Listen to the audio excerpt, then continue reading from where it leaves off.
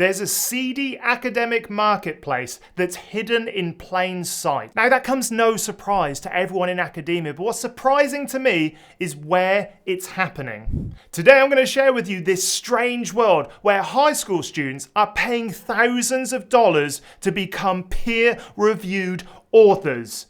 It's crazy. I think this goes deeper than just someone paying to get into a prestigious university. I think it's a massive erosion of the foundations of academia and an increase in the gap between students and wealthy students to get into these prestigious universities. Follow as we talk about all of the issues that this will cause. This article's title tells you everything you need to know. The newest college admissions ploy, paying to make your teen a peer-reviewed author. Now, as we look into this, we'll see that these peer-reviewed journals and articles are a little bit weird.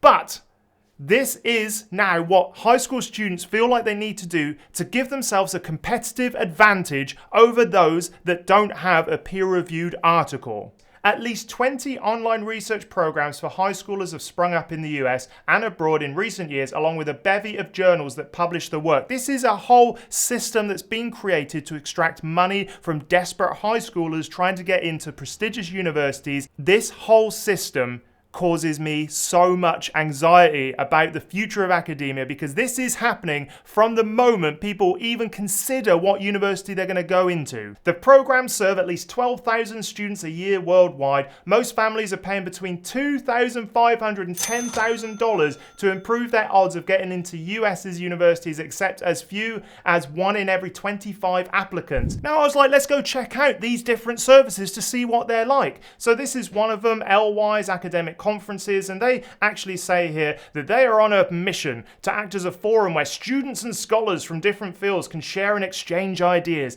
This is another one, Scholar Launch. 95% of Scholar Launch students got into the top 50 colleges, and you only have to scratch a little bit below the surface when you realize that, there's 300 mentors, there's 1,500 alumni, and they tell you all of this fancy stuff, and then you've got all of this, okay? All of these services.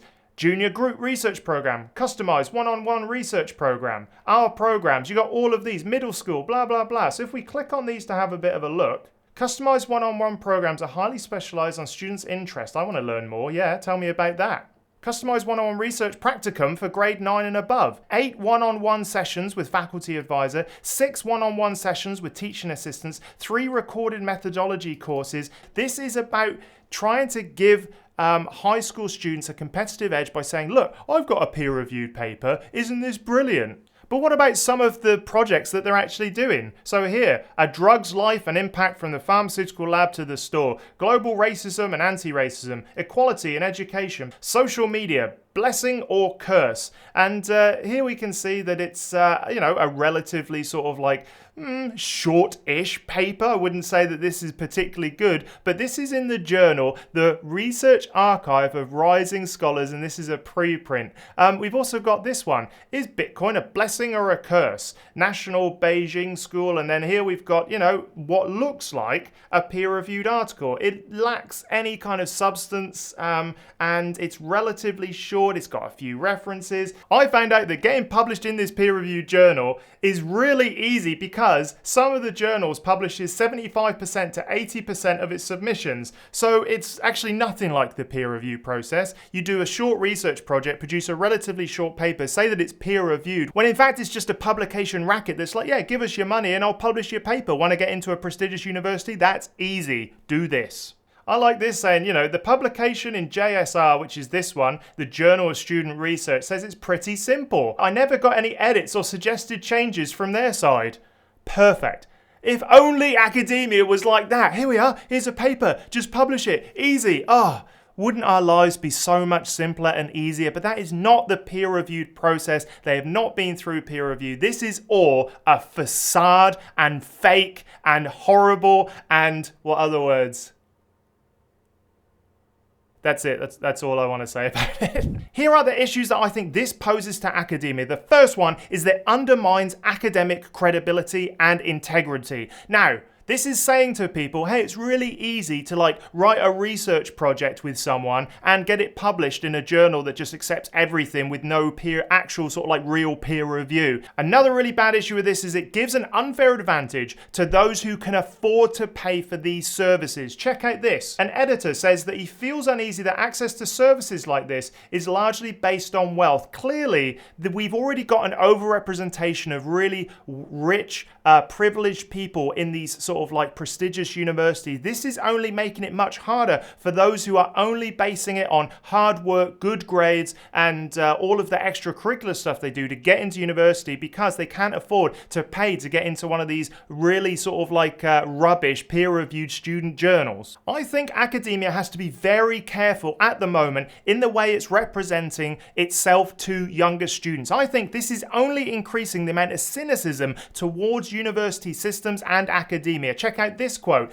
It says here, "You're teaching students to be cynical about research." And that's the really corrosive part. I can hire someone to do it, I can get it done, we can get it published, what's the big deal? It's teaching people from an early stage that academic papers are just currency, are just a way to sort of like further your own career. And if we end up with all of these students going in that have already got a peer-reviewed paper, it's going to be much harder for them to be convinced that later on in their career they need to work hard in other ways to actually publish peer-reviewed paper that is worth publishing because it contains actual data, actual insights, and it's not just this weird sort of like box-ticking exercise. That's going to completely erode the foundation of academia as we know it, and we're teaching people from the early stages, even before they get into university, that that's what academia is about. Ticking a box, getting peer-reviewed papers only to further your own career. And that brings me on to that last issue, where this teaches students that it's not about curiosity, it's not about sort of like thinking about what you want to know about the world, coming up with interesting questions, following your curiosity until it can't go any further. It is teaching them that it is just a box ticking exercise. That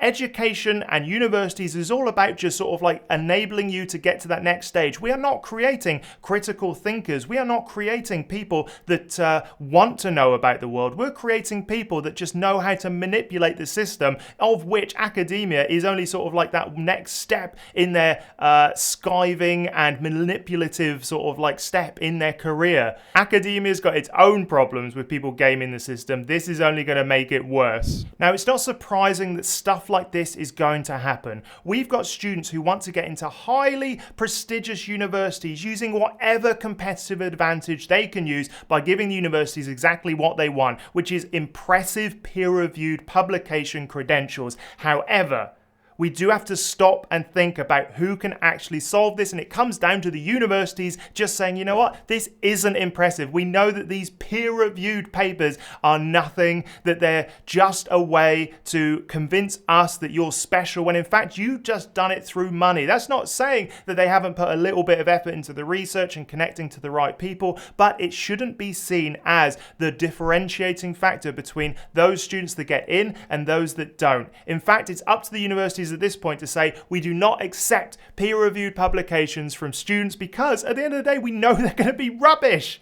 They're not going to have years of knowledge and experience to be able to produce a paper that's actually worth reading. In fact, I think that we're going to end up seeing this more and more to the point where it becomes such a burden on universities that no one is going to accept them in the future, because it's just like, you know what, everyone's now has got a peer-reviewed paper when they're applying to university. So there we have it. That's what's happening right now. High school students are becoming peer-reviewed publication authors. That's crazy to me. It gives people an unrealistic expectation of what academia is. It erodes the foundation of academic credibility, and it gives a massive unfair advantage to those that can actually afford to pay for these services, to connect to institutions, universities, PhD students to help them write these peer-reviewed publications. It is only a matter of time before this is expected from people applying to university. And then of course it's all about that next evolution. What will give them a competitive advantage in the future? I don't know, but it's scary to think about how this can get out of control very easily. Let me know in the comments what you think. I'd love to hear it. If you like this video, go check out this one where I talk about the dark side of academia and how universities are potentially setting you up for failure. Go check it out. It's a great watch.